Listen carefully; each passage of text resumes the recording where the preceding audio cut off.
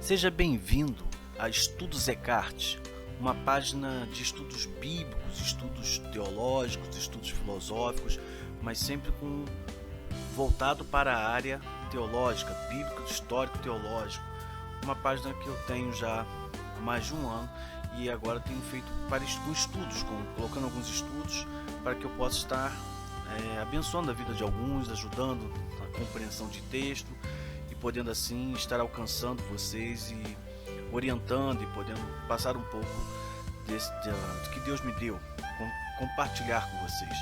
Então, se você está chegando agora, é a primeira vez que você está acessando, saiba que você está na minha página, Estudos Eckhart, e junto a ela eu tenho também a Escola Bíblica Virtual. Escola Bíblica Virtual, uma página que eu criei neste ano de 2020, esse ano de isolamento, pandemia, e comecei a colocar alguns estudos para poder abençoar a vida de outros irmãos e poder colocar alguns estudos que eu fazia, dava alguns cursos de literatura, eu passava, mas com esse isolamento ficou difícil. Então, como todos estavam em casa acessando a internet, preferi fazer assim, poder alcançar através da internet. Então, criei essa página e a Escola Bíblica Virtual não está apenas no Facebook, ela também está no YouTube. Então, se você está acessando hoje pela primeira vez ou se você já acessou, não esqueça de você dar o seu like, de você curtir, compartilhar, de ir ao Facebook, você seguir, né? Facebook segue, no YouTube, vai ao YouTube, se inscreva. Se você já faz parte, segue a Escola Bíblica Virtual ou Estudos Eckhart, vá no YouTube, se inscreva para que possa aumentar o número de inscritos e eu possa alcançar mais pessoas, porque à medida que vai tendo mais inscritos, o alcance da página fica maior. E a intenção é sempre compartilhar, fazer com que vocês conheçam um pouco mais da palavra de Deus e compreendam melhor o que Deus tem para nos passar, nos orientar. Então, que você esteja vindo aí fazendo essa parte. Se você já se inscreveu, já fez tudo isso, então apenas dê o seu like e vamos continuar conhecendo um pouco mais e aprendendo um pouco mais do que Deus tem para nos ensinar através da sua palavra. Eu sou o Tione Eckhart, vocês já me conhecem um pouco, já tenho o meu currículo, em alguns outros slides eu já passei aí alguns outros estudos um pouco do meu currículo, e eu estou apresentando para vocês uma sequência de estudos, e dessa sequência de estudos do livro de Atos Apóstolos, que eu estou fazendo versículo por versículo, nós estamos agora na parte do capítulo 5, estamos encerrando o capítulo 5, e lembrando que eu peguei os estudos que eu passava nas igrejas, que eu dei em igrejas, e dividi, então, porque eles eram grandes e na igreja passavam 1, 2 horas, para que o vídeo ficasse menor, eu dividi em um estudo, eu dividi em 3, em 4, para que você possa acessar e estudar aos poucos e não ficar tão cansativo. Então nós estamos agora vamos estudar Atos capítulo 5, do versículo 17 ao 42, e nós vamos estar falando a respeito da segunda prisão dos apóstolos. Então você deixa sua Bíblia aberta em Atos capítulo 5, do versículo 17 ao 42, encerrando o capítulo 5 do livro de Atos Apóstolos. E para a gente compreender, vamos começar lendo então o versículo 17. Diz assim o texto: levantando-se porém o sumo sacerdote e todos que estavam com ele, isto é, a seita dos saduceus, tomaram-se de inveja. E o versículo 18 diz: e prenderam os apóstolos e os recolheram à prisão pública. Bom, o sumo sacerdote e os saduceus prenderam os apóstolos numa prisão pública. Isso que significa isso? É um lugar que continha vigilância de uma guarda. Então, não era um local separado, mas era uma prisão comum, qualquer, onde havia um guarda que ficava ali tomando conta. E por que fizeram isso? Por inveja, por inveja. Por que inveja? Porque as pessoas estavam vendo os milagres que Deus realizava através deles, e eles ficavam com inveja porque eles passaram a ter mais nome, serem mais reconhecidos que os sacerdotes, do que os saduceus e a liderança judaica da época. Versículos 19 e 20 diz: mas de noite um anjo do Senhor abriu as portas do cárcere e, conduzindo-os para fora, lhes disse: ide e apresentai-vos no templo, dizei ao povo todas as palavras desta vida. Então, um ponto importante vermos é que um anjo de Deus abriu as portas e os libertou, libertou da prisão onde eles estavam e falou: vá para o templo, orientou para eles ir ao templo e não no pórtico de Salomão. Nós vamos ver o mapa daqui a pouco, vamos ver que eles foram para o templo e não para o Pórtico de Salomão, e mais uma vez receber autoridade da parte de Deus para anunciar a palavra em um local que a lei determinava como funcionava. Os judeus tinham uma lei que dizia como deveria ser feita a mensagem, como deveria ser feita a pregação ali. Então eles foram para lá porque Deus tinha orientado e dado a autoridade para isso. Versículo 21 a 28 diz assim: tendo ouvido isto, logo ao romper do dia, entraram no templo e ensinavam. Chegando, porém, o sumo sacerdote e os que com ele estavam, convocaram o sinédrio, todo o senado dos filhos de Israel, e mandaram buscá-los no cárcere. Mas os guardas indo não acharam no cárcere, tendo voltado, relataram, dizendo: achamos o cárcere fechado, com toda a segurança e sentinelas nos postos, junto às portas, mas abrindo-os a ninguém encontramos dentro. Quando o capitão do templo e os principais sacerdotes ouviram essas informações, ficaram perplexos a respeito deles e do que viria a ser isto. Nesse interim, alguém chegou e lhes comunicou: eis que os homens que recolhestes no cárcere estão no templo ensinando o povo. Nisto, indo o capitão e os guardas, os trouxeram sem violência, porque temiam ser apedrejados pelo povo. Trouxeram-os, apresentando-os ao sinédrio, e o sumo sacerdote interrogou-os, dizendo: expressamente vos ordenamos que não ensinasseis nesse nome, contudo encheste Jerusalém da vossa doutrina e quereis lançar sobre nós o sangue desse homem. Então o sinédrio primeiro ficou assustado. Eles viram que alguma coisa aconteceu, porque a prisão pública não era uma prisão onde os judeus tomavam conta, era uma prisão onde Roma tinha um guarda que tomava conta. Não era, se um preso fugisse da prisão romana, o guarda tinha que morrer, porque ele era responsável por aquela vida, então ele tinha que morrer porque ele não cumpriu a sua ordem, então ele não ia fugir. E eles ficaram assustados, eles viram que alguma coisa aconteceu, e sabiam que era algo diferente. E quando descobriram, estão lá discutindo como é que foi, que aconteceu, porque ninguém tirou eles de lá, falaram: estão lá pregando no templo. E aí eles pegaram eles para questionar, mas com muito respeito, com muito cuidado. E eles falaram: mas vocês estão pregando, e nós demos ordem para que vocês não pregassem a respeito disso. Que ordem era essa? Essa ordem está lá em Atos capítulo 4, versículo 18, que diz: chamando-os, ordenaram-lhes que absolutamente não falassem nem ensinassem em nome de Jesus. Então eles falaram: nós já demos ordem para que vocês não ensinassem nesse nome, no nome de Jesus. E começaram a questionar o fato ocorrido, né, que eles tinham falado que tinha acontecido ali. E ele fala: vocês estão querendo lançar sobre nós o sangue desse homem. Então, mas por que ele está falando sobre isso? Porque lá em Mateus 27, 25, foi o que o povo pediu. Diz assim: e o povo todo respondeu: caia sobre nós o seu sangue e sobre nossos filhos. Então, foi um pedido do povo judeu que o sangue de Cristo caísse sobre cada um deles quando ele foi crucificado. Então, eles viram ali, os judeus, viram que os discípulos estavam lá, os apóstolos estavam pregando de novo, então eles começaram a questionar o que estava acontecendo. Só para a gente entender melhor, aqui está um mapa de uma figura, né, foi feita aí, peguei na internet para você ver. Você vai ver que de cara aqui tem um pórtico de Salomão, eles pregavam aqui na entrada. E aí o anjo falou: não, você vai pregar não, você vai pregar lá no templo, lá dentro no templo. Não é nem nas salas do templo que fica aqui ao lado, nem no pináculo do templo, mas é no templo. Você vai lá dentro do templo e você vai pregar dentro do templo. Não é no Santo dos Santos, é no templo. Então você vai pregar onde os judeus ficam. E eles foram para lá, eles passaram por ali e foram. Eles tinham sido presos porque eles curaram aquele homem na primeira vez ali na Porta Formosa, e depois pregaram no Pórtico de Salomão. E agora eles foram para o templo, foi a ordem. Fala que o anjo está falando: fala para todos os judeus. Então eles estavam lá pregando. O versículos 29 a 32 diz o seguinte: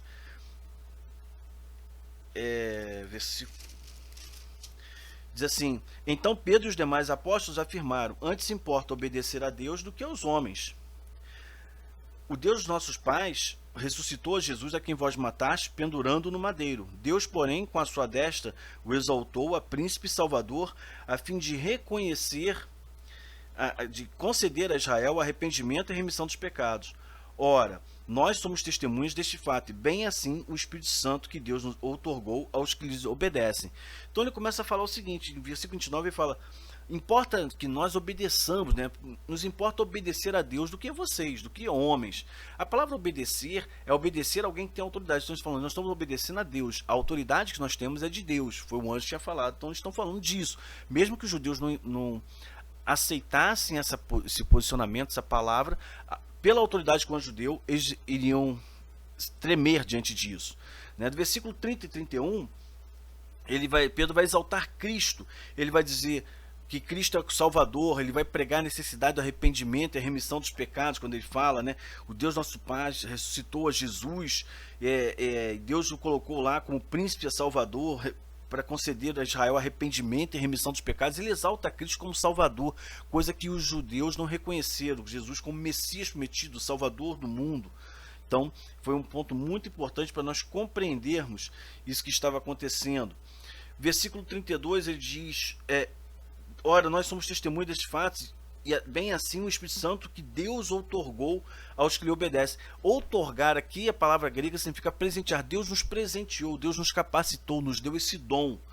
E aí o versículo 33 vai dizer, e eles, porém, ouvindo isso, se enfureceram e queriam matá-los. Lógico, porque eles falaram que tinham uma autoridade que não era dos judeus, a autoridade era deles, eles estavam diante do Sinédrio, que era a maior autoridade dos judeus na época, eles têm que ficar com raiva. Ele está falando que eles não reconhecem a autoridade dos judeus, então era algo muito sério. Então o Sinédrio ficou irado, queria matá-los, e aí surge uma pessoa muito importante, que é bom a gente conhecê-la um pouquinho, que é Gamaliel. O Gamaliel vai surgir nesse período aí, porque eles vão querer matá-los. Então, o versículo 34 em diante vai surgir Gamaliel, mas antes da gente falar de Gamaliel, ler o versículo, eu quero falar um pouquinho sobre Gamaliel, para que você possa entender, porque Gamaliel é uma pessoa muito importante em todo esse processo. Bom, Gamaliel é um ancião muito conhecido na história judaica. Ele foi o primeiro a receber o título de Raboni, que significa o nosso grandioso mestre, ao invés do título mais comum que tinha, que era Rabi, meu mestre. Então ele tinha o título de Raboni. Ele era considerado um homem muito importante, um grande líder. O nome Gamaliel significa Deus também é por mim. E Gamaliel foi o primeiro dos 7 judeus que receberam esse título. Foram 7 judeus que receberam, ele foi o primeiro deles. E por isso ele era conhecido como ancião. Ele era neto de Hillel e líder da escola mais importante dos judeus de Beit Hillel. Então nós devemos compreender isso, que ele era o líder dos discípulos ali da casa de Hillel, que era uma escola muito importante. Era Hillel e tinha uma outra escola que eles tinham também. Então eram 2 escolas que eles tinham. Esqueci o nome da outra, daqui a pouco ele vem. Gamaliel, então, ele era um dos líderes do Sinédrio naquela época. Ele era mestre da Torá. A Torá é o Pentateuco, os 5 primeiros livros da Bíblia que a gente tem. Era mestre do conhecimento da lei. A Torá são as instruções, a lei de Moisés. Muito respeitado pelos judeus, de forma que consta na literatura judaica que os seus ensinamentos, e que ele foi instrutor de Paulo, que era Saulo na época, né? Então é muito importante nós compreendermos. Atos 22:3 fala isso. Paulo fala: eu sou judeu, nasci em Tarso da Cilícia, mas criei-me nesta cidade, e aqui fui instruído aos pés de Gamaliel, segundo a exatidão da lei de nossos antepassados, sendo zeloso para com Deus, assim como todos vós o sois nos dias de hoje.